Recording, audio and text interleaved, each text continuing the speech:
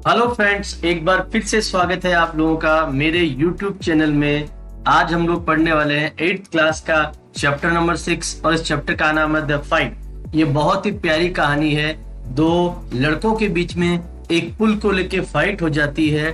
किस तरह से वो एक पानी के तालाब पे अपना अधिकार जमाना चाहते हैं और किस तरह से उनकी लड़ाई आगे बढ़ती है, ये सब हम इस कहानी में देखेंगे। तो चलो करते हैं आज के वीडियो की शुरुआत।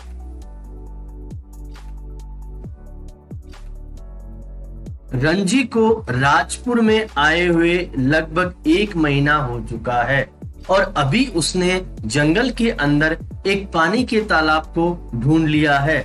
गर्मी अपनी चरम सीमा पे थी और उसकी स्कूल अभी तक नहीं खुली थी और यहाँ पे रंजी ने कोई दोस्त भी नहीं बनाए थे।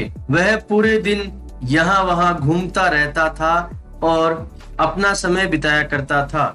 बहुत ज्यादा गर्मी थी और ऐसे मौसम में रंजी को जंगल में घूमना बड़ा ही अच्छा लगता था। जमीन सूख चुकी थी, हरी जो घास है वो भूरी हो चुकी थी, पेड़ जो है वो बेचैन हो चुके थे, हवा नहीं चल रही थी और इस समय बारिश की जो बहुत ज्यादा आवश्यकता थी। ऐसे ही एक दिन रंजी थका हुआ था, गर्मी का जो दिन था, रंजी बाहर घूमने गया और उसे इस जंगल में एक प्यारा सा तालाब मिला। ये जो पानी का जो तालाब था, इसका पानी एकदम साफ था और उसमें नीचे छोटे छोटे कंकड़ पत्थर भी दिखाई दे रहे थे और रंजी को ये तालाब जो है बहुत पसंद आया। बारिश के समय में ऐसा तालाब वो हमेशा आनंद इसका लेना चाहता था। रंजी ने जब इस तालाब को देखा तो उसकी इच्छा हुई, क्यों ना मैं इस तालाब के अंदर जाके थोड़ा तैर लेता हूँ। यहाँ कोई उसे देख भी नहीं रहा है। वो इस तालाब के अंदर गया और गर्मी का आनंद लेने लगा और उसे अपने गांव का तालाब याद आने लगा जो कि राजपूताना के रेगिस्तान में था। वहां बहुत ही मिट्टी और दलदल था और वहां जानवर भी उस पानी में तैरा करते थे। औरतें अपने कपड़े धोया करती थी और बहुत ज्यादा वो गंदा हुआ करता था। परंतु ये जो पानी है बहुत साफ है, इसके अंदर तैरने में बहुत ही आनंद आता है और यहाँ पे किसी प्रकार की गंदगी भी दिखाई नहीं दे रही है। रंजी को इस तालाब में तैरना बहुत ही अच्छा लगा। अगले दिन भी वो वहीं तैरने के लिए आया। काफी देर तक वो तैरता रहा और पानी में आनंद लेता रहा। उसके बाद में वो पास ही पड़े पत्थरों पे आराम करने के लिए लेट गया। काफी देर आराम करने के बाद में उसने देखा उससे थोड़ा एक बड़ा जो लड़का था वो उसके पास खड़ा था। उस लड़के ने रंजी से पूछा, तुम यहाँ क्या कर रहे हो? रंजी ने उस लड़के के साथ में दोस्ती करना चाहा और उसे कहा, मैं यहाँ पानी में तैर रहा हूँ, क्यों नहीं तुम भी मेरे साथ आ जाओ। उस लड़के ने कहा, मैं यहाँ केवल अकेला तैरता हूँ, ये मेरा पुल है और मैंने तुम्हें यहाँ तैरने के लिए नहीं बुलाया। ये जो अजनबी व्यक्ति था, इसका व्यवहार बड़ा ही क्रोध से भरा हुआ था और वो रंजी से दोस्ती करने के मूड में बिल्कुल भी नहीं था। उसने जमीन पे जोर से पैर मारते हुए कहा, क्या तुम मुझे नहीं जानते? मैं एक बहुत बड़ा योद्धा हूँ और तुम्हारे जैसे गांव के लड़कों से मुझे कुछ भी सुनना पसंद नहीं है। रंजी ने सोचा ये व्यक्ति दोस्ती करने के मूड में नहीं है, तो रंजी ने कहा, अच्छा तुम एक गांव के लड़के से लड़ाई करना चाहते हो, लेकिन मैं तुम्हें बता दूं मैं गांव वाला नहीं हूँ, मैं भी एक फाइटर हूँ। वो व्यक्ति कहने लगा, मैं एक बहुत बड़ा योद्धा हूँ और रंजी कहने लगा, मैं भी किसी से कम नहीं हूँ, मैं भी एक बहुत बड़ा फाइटर हूँ। दोनों एक दूसरे से इस प्रकार बहस करते रहे कि मैं योद्धा हूँ, मैं फाइटर हूँ, मैं योद्धा हूँ, मैं फाइटर हूँ, और उससे ज्यादा कोई भी कुछ भी नहीं कह रहा था। उस लड़के ने अंतिम बार फिर से कहा, मैं बहुत बड़ा योद्धा हूँ। तो रंजी ने जवाब दिया, हाँ मैं तुम्हारी बात 3 बार सुन चुका हूँ। तो उस लड़के ने कहा, अगर तुमने 3 बार सुन लिया है तो तुम यहाँ से भागे क्यों नहीं? तो रंजी ने कहा, मैं तुम्हारे भागने का इंतजार कर रहा हूँ। अब उस लड़के ने कहा है, लगता है मुझे तुम्हें पीटना ही पड़ेगा, तुम ऐसे नहीं मानोगे। तो रंजी ने कहा, मैं तुम्हारा इंतजार कर रहा हूँ कि कब तुम मुझसे लड़ाई करोगे, लेकिन लगता है तुमसे कुछ भी नहीं होगा। दोनों लड़के एक दूसरे की तरफ क्रोध से देखने लगे और एक दूसरे को यूं ही 1 मिनट तक वो देखते रहे। रंजी जो है अपने दुश्मन को देख रहा था, उसमें कितनी ताकत है, परंतु रंजी ने सोच लिया था मैं किसी भी मामले में उससे कमजोर नहीं पड़ने वाला हूँ।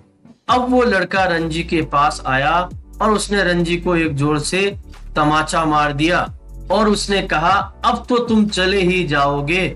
लेकिन रंजी भी कहाँ कमजोर पड़ने वाला था, उसने बहुत जोर से उस लड़के को मुंह पे मार के धक्का मार दिया और दोनों बुरी तरह से लड़ने लगे। दोनों लड़के एक दूसरे पे ताकत की आजमाइश करने लगे। वो मिट्टी में एक दूसरे को यहाँ से वहां पटकने लगे। कभी रंजी ऊपर होता, कभी वो लड़का ऊपर होता। दोनों अपनी अपनी पूरी ताकत का इस्तेमाल कर रहे थे।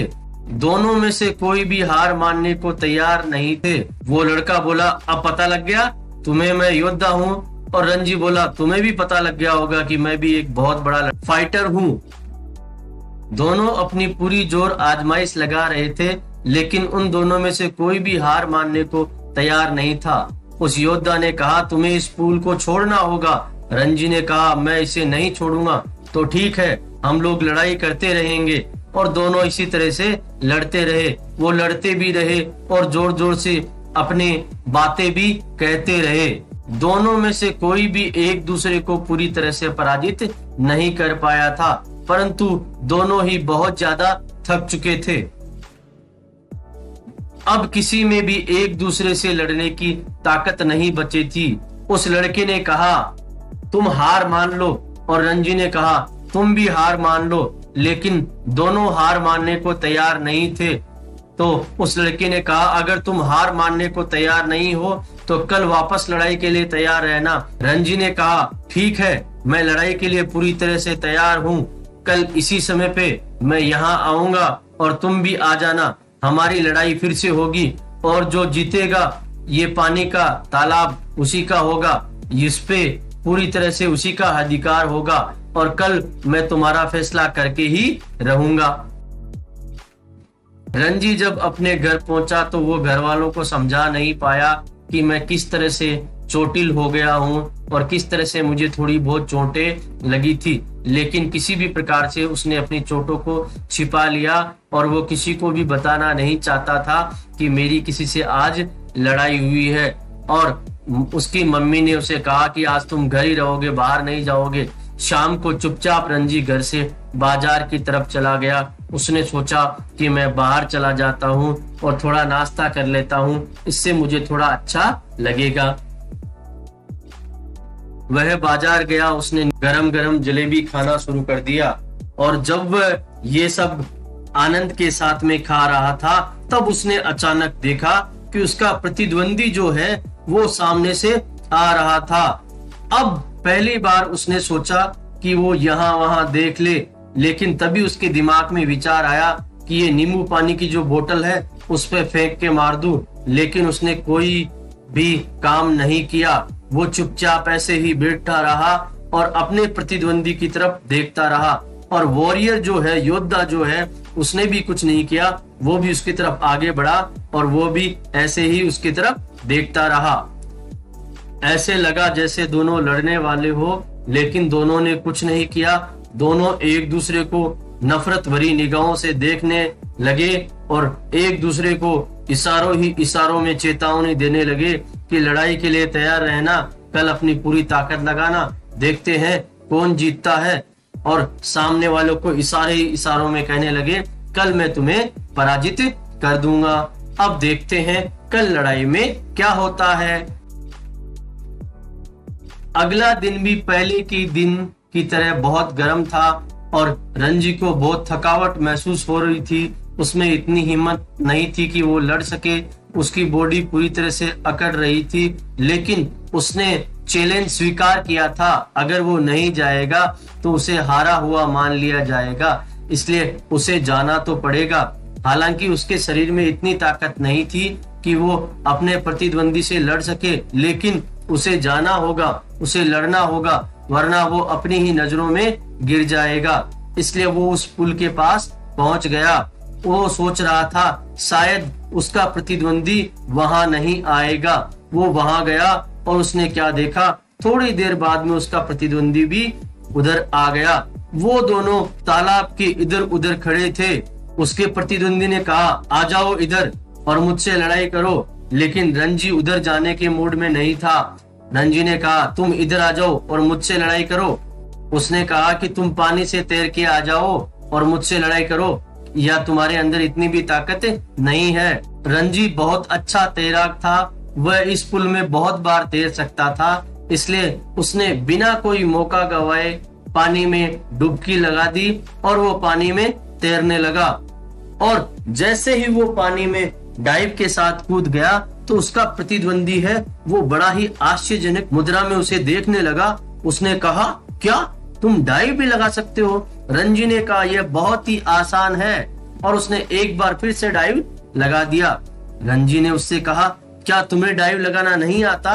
तो उसके प्रतिद्वंदी ने कहा, नहीं, मुझे डाइव लगाना नहीं आता, मैं तो सीधा ही पानी में कूद जाता हूँ। क्या तुम मुझे बताओगे कैसे डाइव लगाते हैं? रंजी ने कहा, यह तो बहुत ही आसान है, पत्थर पे खड़े हो जाओ, अपने हाथों को ऊपर करो और सीधा पानी में कूद जाओ।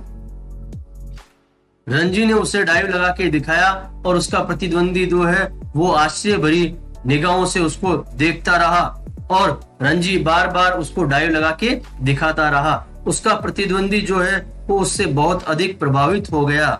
उस प्रतिद्वंदी ने भी पानी में डाइव लगाई, लेकिन वो ढंग से डाइव नहीं लगा पाया और रंजी जो है बहुत ज्यादा हंसने लगा। रंजी ने कहा, क्या तुम पानी के तालाब को खाली करना चाहते हो? तुम ढंग से डाइव भी नहीं लगा सकते? तो प्रतिद्वंदी ने पूछा, क्या मैंने जो डाइव लगाई वो ठीक नहीं थी? रंजी ने कहा, यह बहुत अच्छी नहीं थी, तुम्हें थोड़ी और प्रैक्टिस करनी होगी, उसके बाद में तुम आराम से इसे सीख जाओगे। इसी के साथ में रंजी दोबारा पत्थर पे चढ़ा और उसने एक बार उसे फिर से डाइव लगा के दिखाया, और रंजी का जो प्रतिद्वंदी था उसे आश्चर्य से देखता ही रहा। रंजी पानी के अंदर तैरने लगा और प्रतिद्वंदी बहुत ही हैरान हुआ कि रंजी पानी के अंदर भी तैर सकता है। उसने कहा, तुम्हें पानी के अंदर तैरना भी आता है? तो रंजी ने कहा, बिल्कुल। तो उसने कहा, क्या तुम मुझे ये भी सिखा दोगे? उसने कहा, मैं तुम्हें बिल्कुल सिखा दूंगा, तुम चिंता मत करो, तुम्हें परेशान होने की जरूरत नहीं है। तुम इसी प्रकार से प्रयास करते रहोगे और अभ्यास करते रहोगे तो अवश्य ही जल्दी सीख जाओगे, मैं तुम्हें आसानी से सिखा दूंगा। तो उसके प्रतिद्वंदी ने कहा, अगर तुमने मुझे नहीं सिखाया तो मैं तुम्हें पीट दूंगा और यहाँ तुम्हें रोज आना पड़ेगा और रोज मुझे सिखाना पड़ेगा। तो रंजी ने कहा, अगर तुम्हारी यही इच्छा है तो मैं तुम्हें रोज यहाँ आऊंगा और डाइव लगाना और पानी के अंदर तैरना सिखा दूंगा। अब दोनों लड़के पत्थरों पर बैठ गए और एक दूसरे से बातें करने लगे। अब वो दुश्मन नहीं रहे। वॉरियर ने कहा, मेरा नाम सूरज है, तुम्हारा क्या नाम है? फिर रंजी ने कहा, मेरा नाम रंजी है। सूरज ने कहा, मैं बहुत ताकतवर हूँ। क्या मैं ताकतवर नहीं हूँ? अपनी भुजाओं का बल उसने दिखाते हुए रंजी को कहा। रंजी ने कहा, तुम बहुत ताकतवर हो, तुम एक पहलवान की तरह हो। तो सूरज ने कहा, मैं एक दिन दुनिया का सबसे बड़ा पहलवान बनना चाहता हूँ और इसके लिए मैं बहुत ज्यादा अभ्यास करता हूँ। रंजी ने कहा, तुम बहुत ताकतवर हो। सूरज ने रंजी से कहा, लगता है तुम ढंग से खाते नहीं, तुम्हें मेरे घर पे आना चाहिए और मेरे साथ में खाना खाना चाहिए। मैं रोज बहुत सारा दूध पीता हूँ, हमारे अपने खुद की गाय है। चलो अब हम दोस्त बन जाते हैं और मैं तुम्हें पहलवान बना दूंगा और तुम मुझे डाइव लगाना और पानी के अंदर तैरना सिखा दो और मैं तुम्हें अच्छा पहलवान बना दूंगा। क्या ये अच्छा नहीं रहेगा? तो रंजी ने कहा, ये बिल्कुल अच्छा रहेगा, हम दोनों एक दूसरे की सहायता करेंगे। इस प्रकार से अब वो दोनों दोस्त बन गए और उन दोनों ने हाथ मिलाते कहा, चलो अच्छा हुआ, अब हम दोनों दोस्त बन गए हैं और अब हम गर्मियों में इस पुल में खूब आनंद करेंगे और हमें हराने वाला यहाँ कोई नहीं होगा और कोई भी इस पुल में हमारी इजाजत के बिना नहीं आ सकता। तो रंजी ने कहा कोई भी इतना साहस नहीं कर सकता कि हमारी इजाजत के बिना इस पुल में आ जाए। दोस्तों अगर वीडियो अच्छा लगे तो लाइक और शेयर जरूर करें, चैनल को सब्सक्राइब करना ना भूलें। इस क्लास के सारे वीडियोस की लिंक डिस्क्रिप्शन बॉक्स में दी गई है, उन्हें भी जाके आप लोग देख सकते हैं।